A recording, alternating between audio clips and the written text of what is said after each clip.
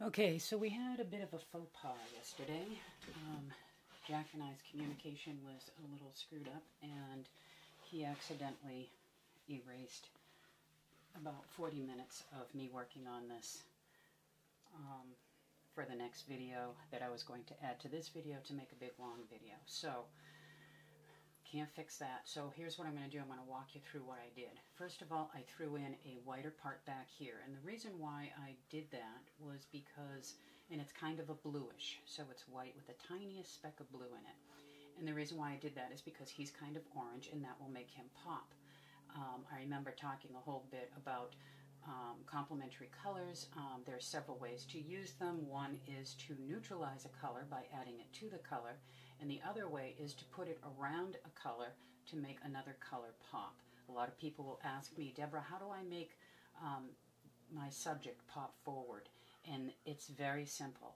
You take a color that's going to go behind it, and you make sure the complement is in that color. So in this case, the color was white, and so the complement I put in there was blue to make this orangey feel pop forward.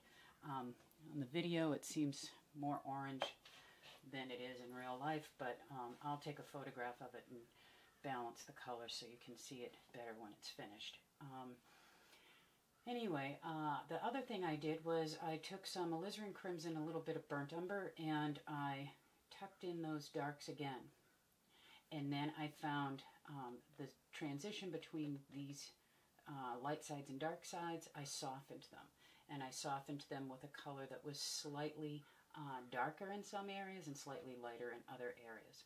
I also wanted to focus more on, from the second video, I wanted to focus more on the direction of the light. Now his face is all in indirect light, or dark side, I guess, sort of, with a lot of reflected light in it.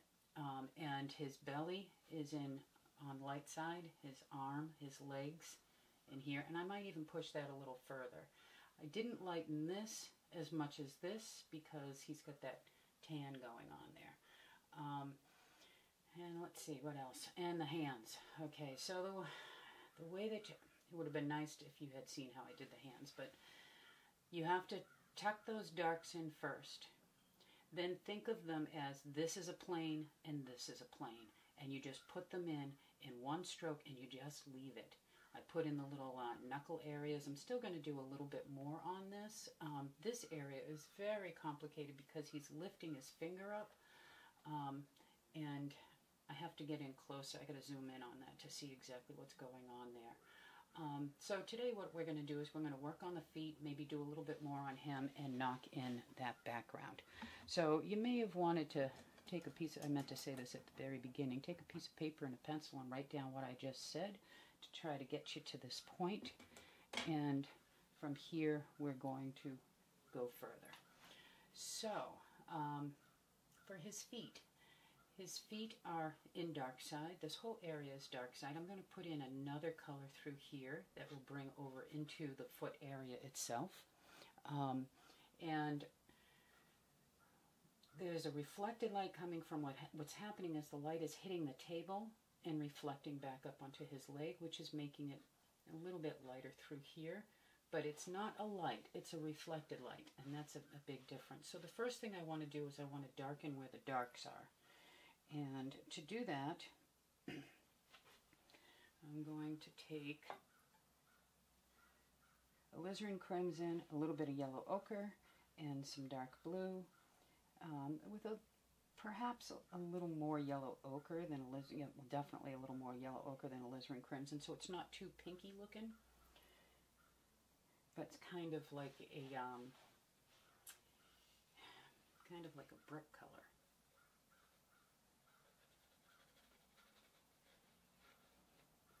Needs to be a little darker.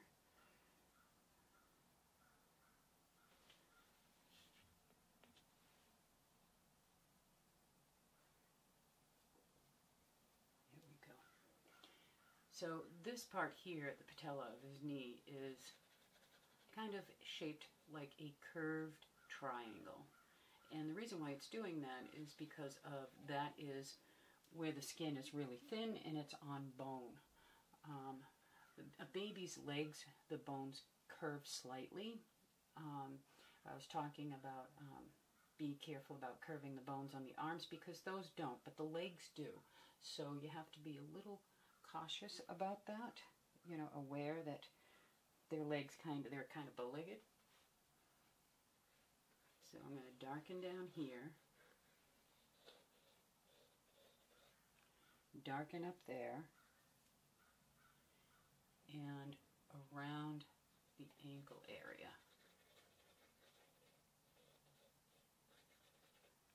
Different brush. I do love ground down brushes. I know it's kind of ridiculous, but I try not to scrub with my new brushes.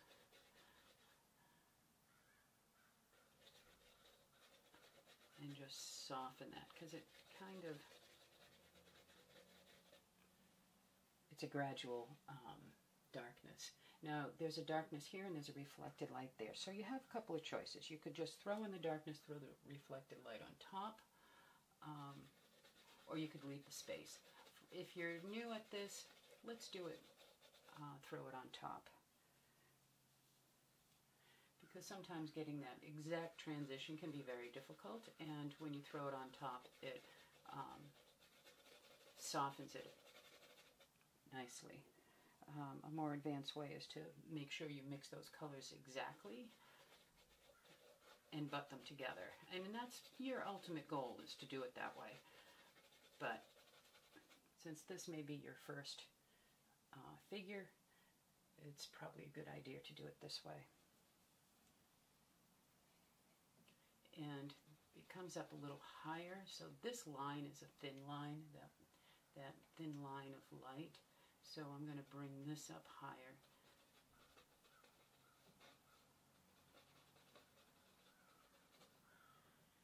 And it goes straight through to the toe.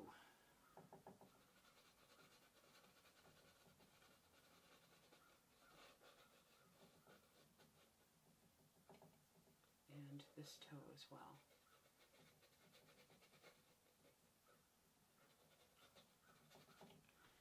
And I do want to go in and add some of those dark creases. So the alizarin crimson in the burnt umber is for where skin meets skin.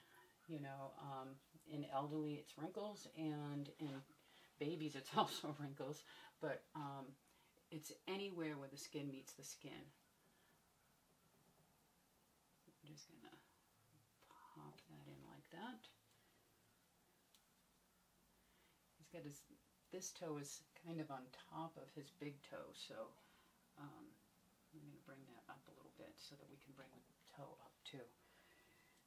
And then there's another one, not as long as this one. Well, actually kind of is. Where's this kid getting these feet? Like that. And there's another one. Now this one curves this way, and this one curves this way.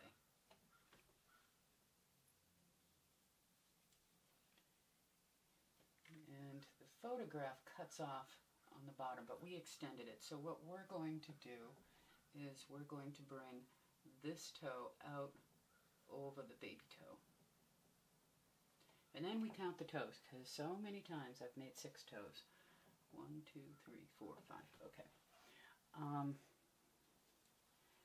This comes around. Okay, now the key about hands and feet, or fingers and toes I should say, is that you try not to mess with them too much. And it's hard to do that, even for me sometimes it's hard to do that.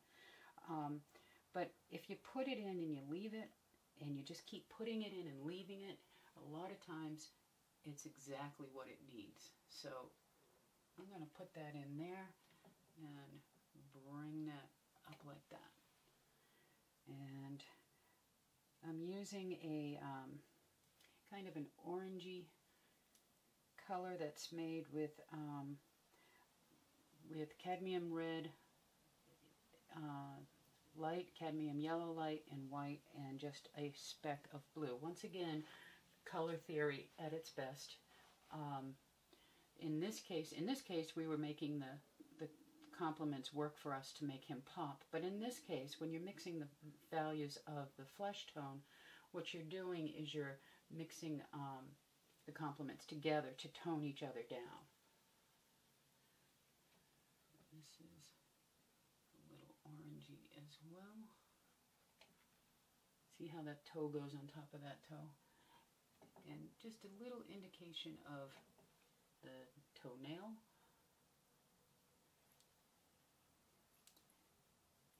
And then I'm going to take a neutralized yellow ochre. So it's I'm going to start with white, put some yellow ochre, and add a little bit of purple to it.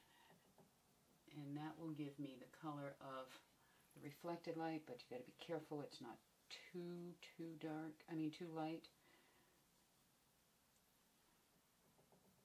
Yeah, let's see what it looks like here.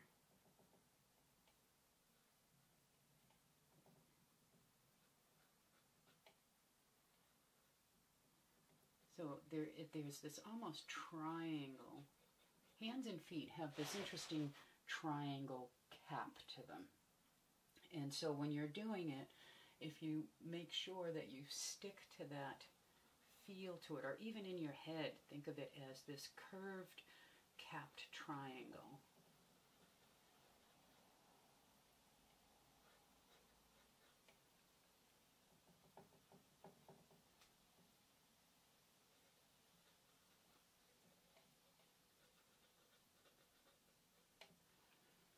Don't want to mess with it too much.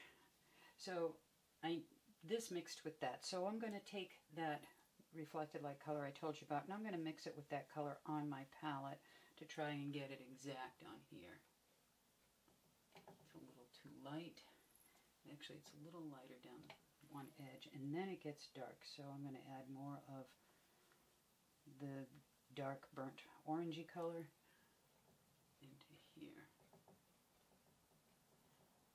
And that's a little too wide, so I'm going to go like that. And the baby toe, we can't see it on the picture, but I'm assuming the baby toe is in darkness, so I'm just going to throw it dark down there. Now, the tops of the toes. Tops of the toes are like these little round caps. The question is, what color and value? It's kind of the reflected light color, so I'm just going to make a cap here, a cap here, and this one goes in, and this one gets a little dark underneath. And for the actual nail of the toe, it's a little bit lighter, a little bit grayer. Let's see if this color works. Oh, too dark.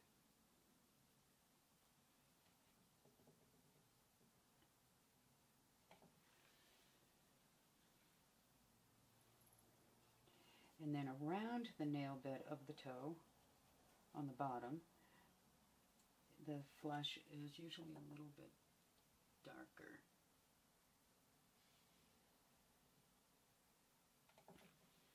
Okay, so we're going to leave that foot like that. Now this foot here is going to be a lot easier.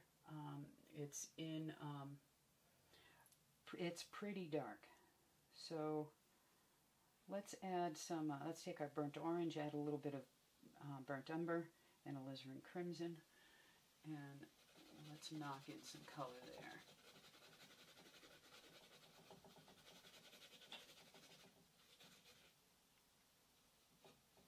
Make sure this didn't go off kilter on you. Okay.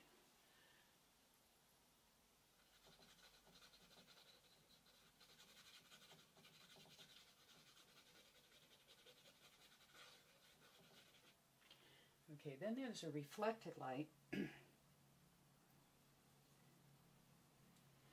that shows the pads of the foot. So there's one here.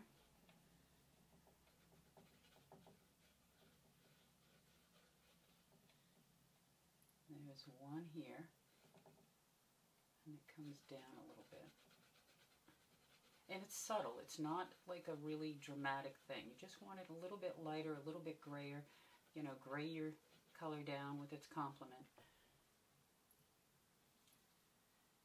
And right underneath the toes, it goes up here and then down.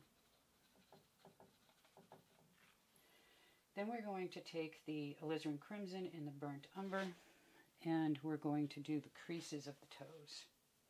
And the toes and the hands are redder.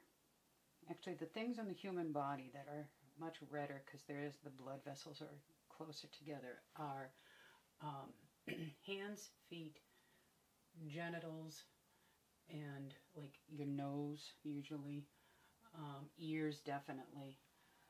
So in your mind, when you're painting the human body, always make sure that you make those areas darker and redder.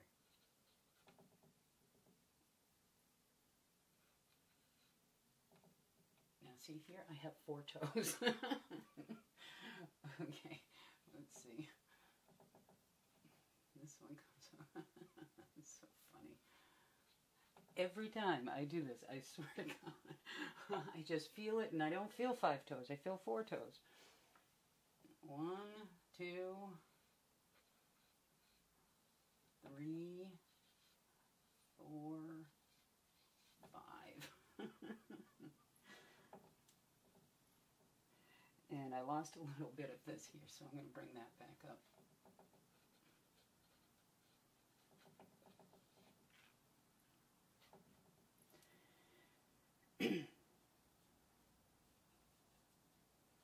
Let's pink up these toes a little bit.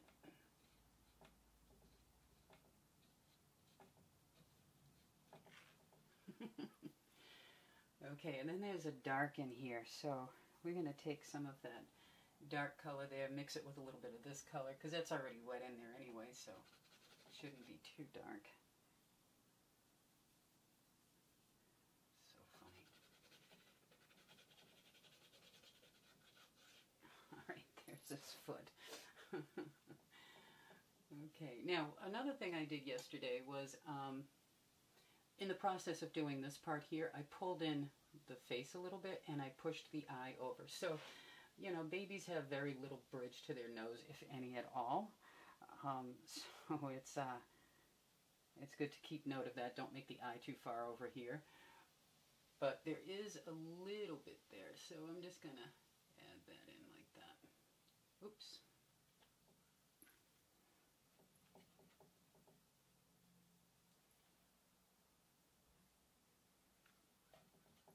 Now, here we have this eye, and right now it's just a black dot. And as a gesture, it's actually very nice, and you could probably leave it. Now I'm going to show you in 2 strokes how to make that dark eye into an actual eye. Okay, so how do we make that eye an eye with just a couple of strokes? Now remember, he's in reflected light here, so you're not going to use a really light color, not even for the whites of the eyes. So the first thing I want to do is I want to make an eyelid. And he's got a very tiny little eyelid. And I'm not going to make the whole entire eyelid, I'm just going to make a suggestion of it. And he has a bottom wrinkly part to his lid too, but I'm going to make it a little darker.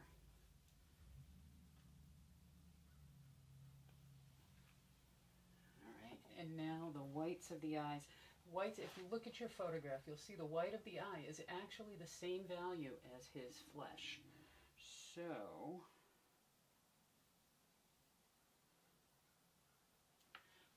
one of the biggest mistakes is people think whites of the eyes and they throw in a white.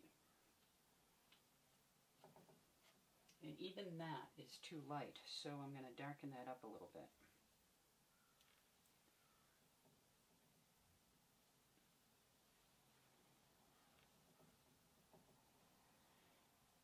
And dare I do this? There. Okay, so there's his eye. His eye is done. Now his eyebrow. He has this peak to his eyebrow that's right there. And that's giving him his expression. And this part here isn't as wide.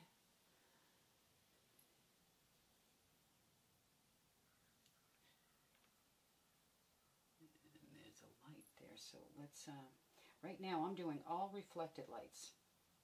So everything is very subtle. In the picture it's subtle too. It's a, it's a softly lit picture. That's a little too much. So I'm going to go back in with some more darks on that. There.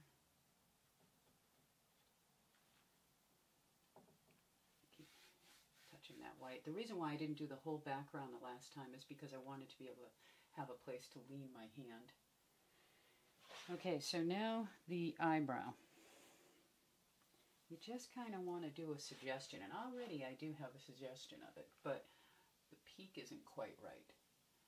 So I'm just going to do that, and then I'm going to rub it in a little bit.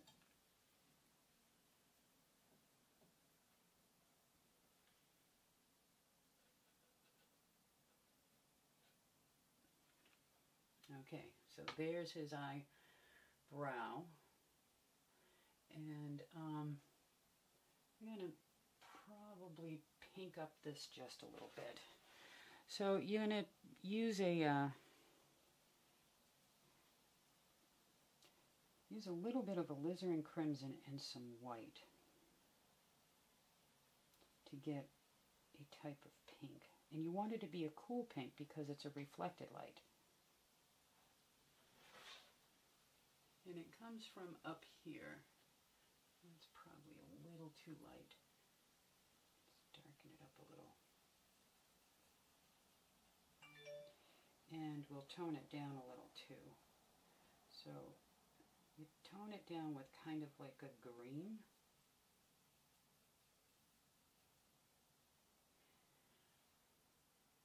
That's too dark.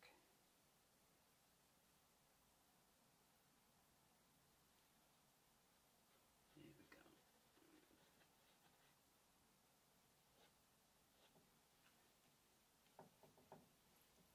And then to incorporate it a little bit, I'm going to add some of the fleshy color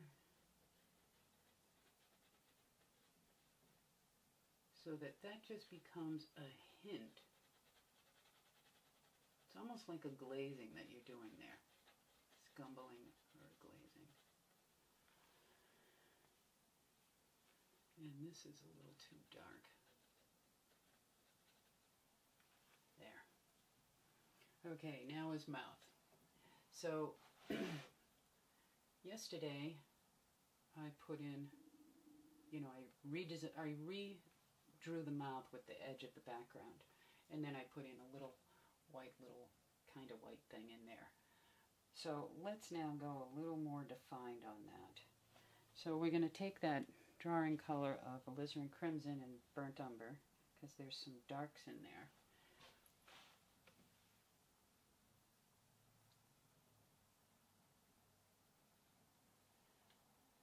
We're going to set those darks.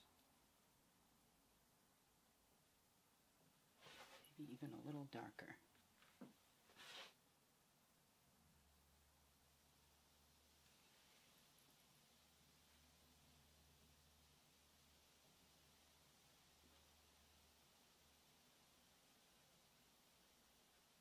And you see the outside, the other side of his lip underneath in there. So the only way to get that to really work is to take a lighter value of flesh that leans a little towards red and do a little hook.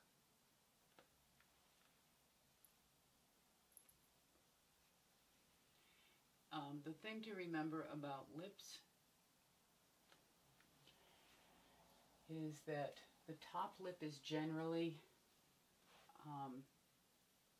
in shadow, so it is going to be slightly darker than the bottom lip. It's just one of those weird things to remember.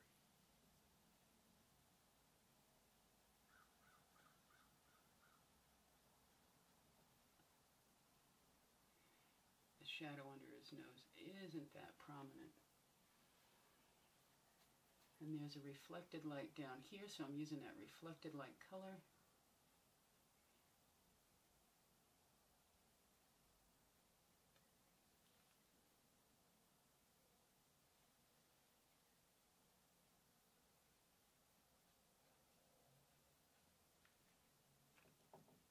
And you know what? I'm going to pull in that background a little bit underneath that chin, underneath that bottom lip.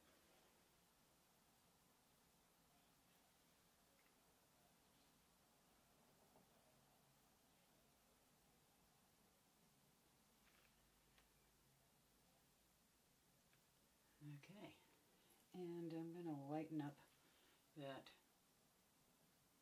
little tooth. Okay, so there's his face. Now the neck. The neck area has a little bit of a wrinkle in it, and it's a reflected light.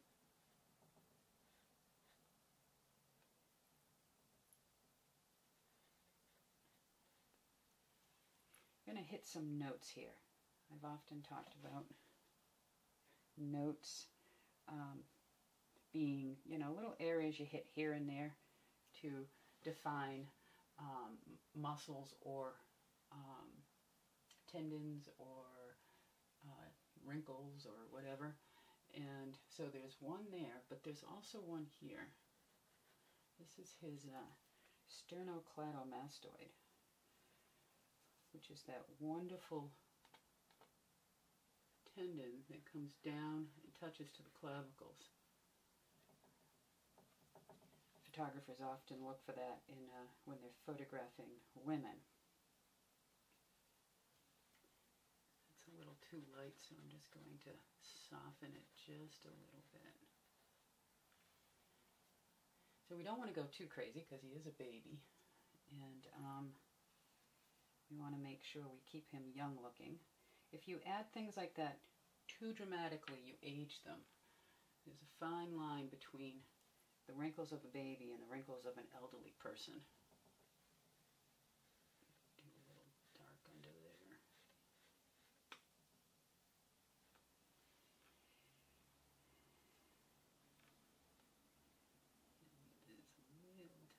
That's probably too dark.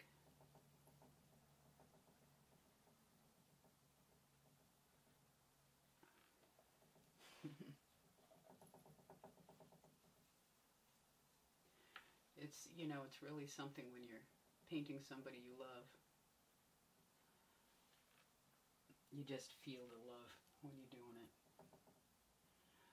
You know, keeping that in mind, it's also really difficult to paint somebody you love when you're learning how to paint, because your loved one or your family will look at it as if this should be something that should look like me, and your first one is never going to. You know, so I always say to people, if you want to do portraits or if you want to do figures, do people you don't know at first.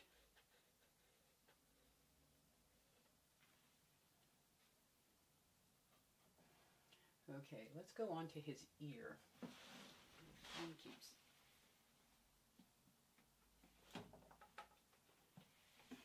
Okay, his ear. His ear has a, like I said, it's pinker. So this part here is a little lighter. And in here,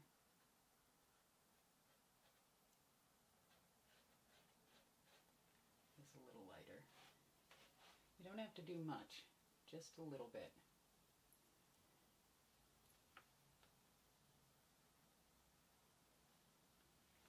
I think that's all you need. All right, and his hair. This kid had a lot of hair when he was born. Not as much as my daughter. My daughter actually was born with shoulder-length hair, but she was almost a month old. She was 2.5 weeks, almost 3 weeks overdue.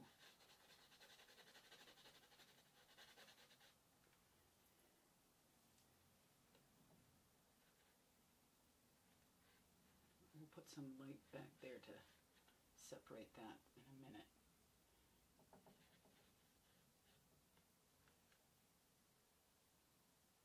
Now this is really soft in here. Careful of that cap feel, you know, you just want to kind of fix the edges a little bit.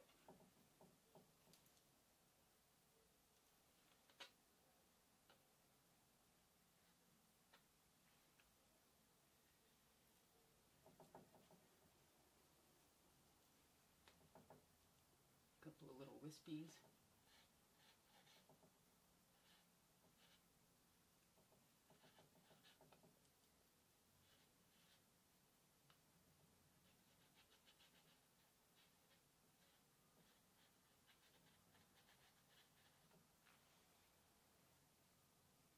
That's pretty much all you have to do for that. Now let's go back into those hands again. Okay, this part here needs some work. So we're going to take a lighter value of the flesh,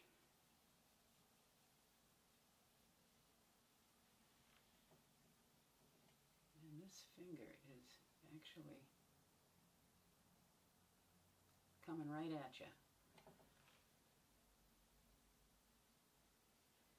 And this feels not quite right, so if I bring this over like that, I'm going to pull that part of the hand in. There's a drawing something or other going on there. You know, paint makes lines grow, so you always have to be aware of that, and you got to figure out which line actually grew. And there's a dark that comes down, something on here.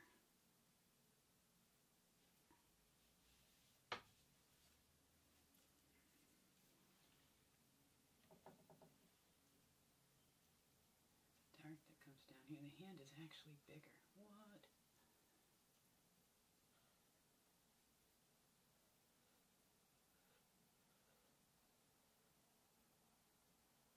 It's kind of like that.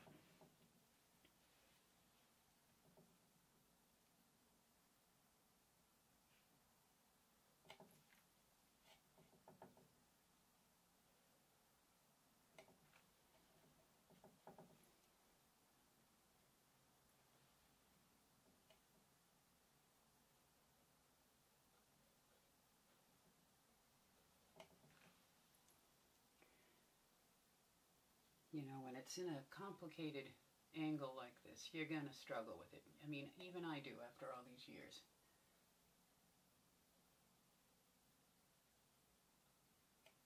You know, it's never completely easy, you know, and you don't want it to be, because then you become formulaic. You want the struggle.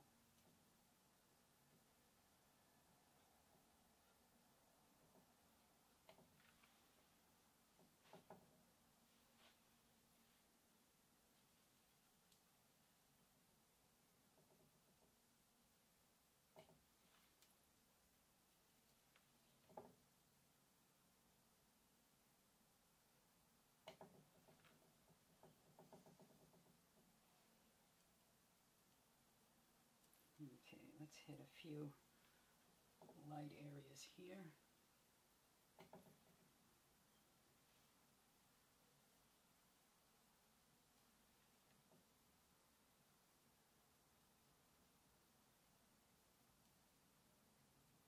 Remember, they're planes. This plane is higher up than these. These are kind of turned under, right?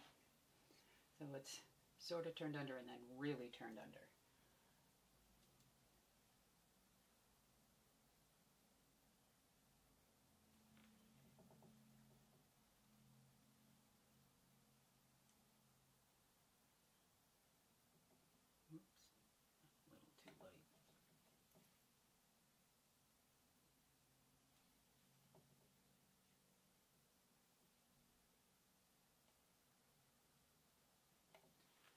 Okay, I'm going to leave that hand like that, and I'm going to hit the top of that thumb.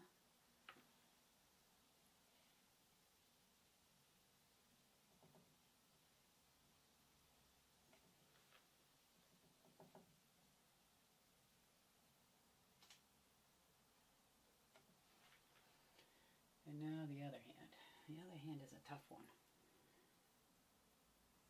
He's got this finger that's kind of bent upwards.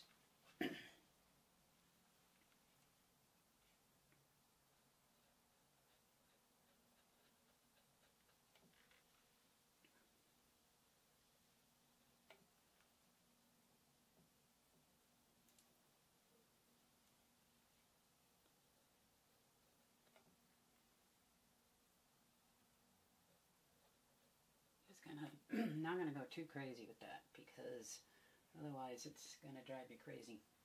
We don't need that. Art is supposed to be enjoyable.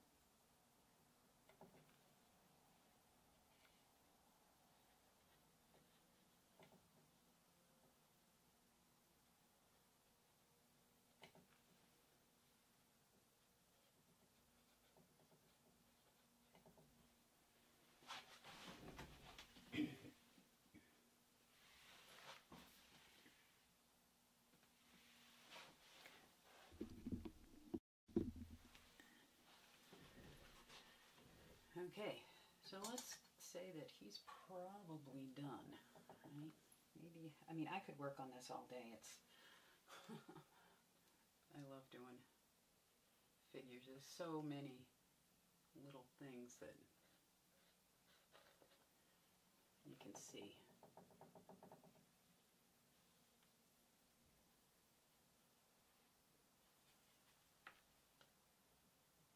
Oops, too late.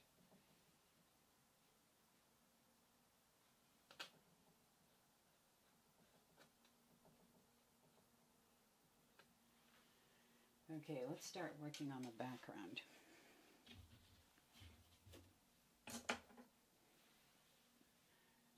So the background has a lot of grays in it, and I put in some whites. I think we could put in a few more now that we don't need the area to lean on.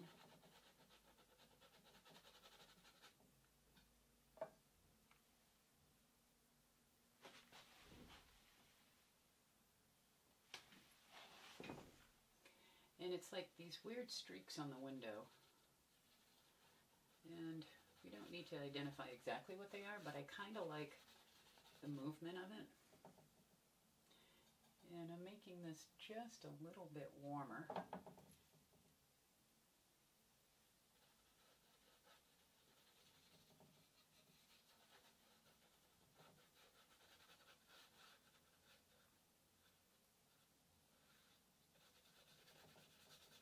I'm just going to knock it in.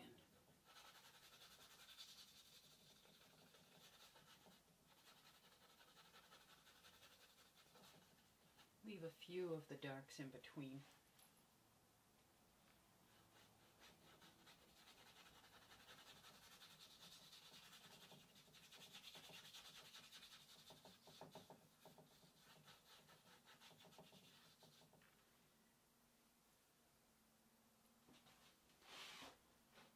And the same over here. It gets a little bluer over there, so I'm going to add a little blue to it.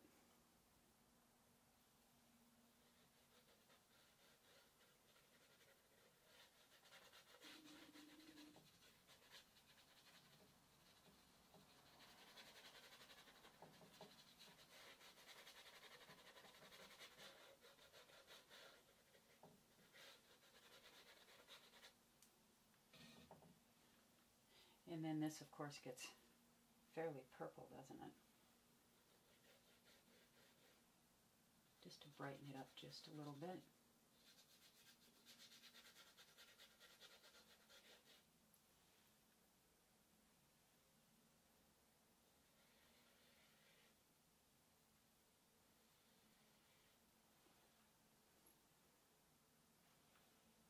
It's funny how shaky my hands are, but when I need to make a straight line, I don't know what it is. I can just find it, you know.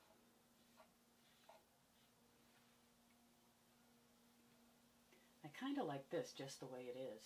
Let's see what we can do with this. Let's lighten that up just a little bit, but we'll use this same color here and it'll balance it out a little bit.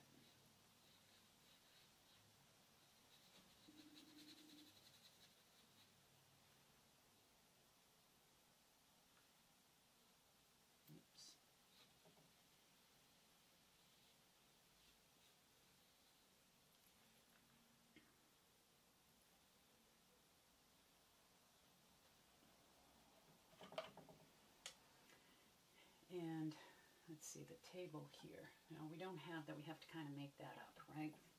So I'm going to start first with like a green-gray. Add that in there. Cover some of those grisaille areas that might be still poking through. I mean, You want to control that grisaille. So you want it to poke, you let it poke. Where you don't, you get rid of it.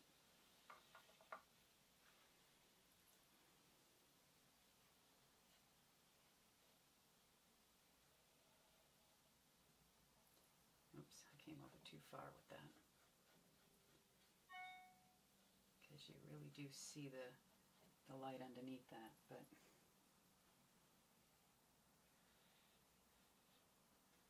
a little bit of reflected light in the shadow.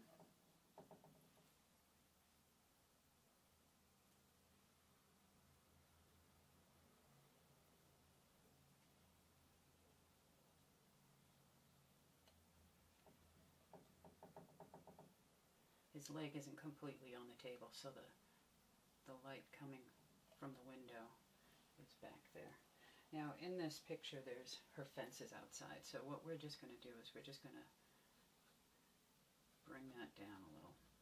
Kind of get rid of that line perhaps.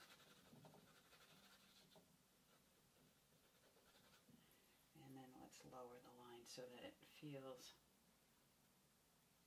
like the window. There. I don't think the fence was necessary. Okay, and there you have it. My little Nico Pico. He's such a good baby. Okay, sorry about the mess up with the other video. Hopefully you can pull it together. And you can always text me your images at 781-631-6030. And if you're having trouble because we lost, the video, text me your images and I can walk you through it as well. Okay? Have a great day, and I'll talk to you next time.